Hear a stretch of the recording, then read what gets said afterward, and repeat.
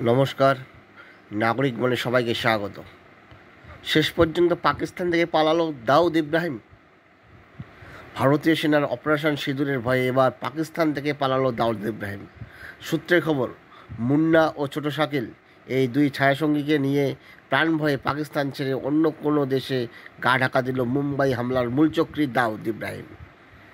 গত 3 দশক ধরে ভারতের এই ওয়ান্টেড জঙ্গি নিশ্চিন্তে বাস করেছিল পাক ভূমে, কিন্তু জৈশ, লস্কর ও হিজাবুলের 9টি জঙ্গি ঘাঁটি সম্পূর্ণ ধূলিসাৎ করে দিতেই ভয়ে চম্পট দিল দাউদ।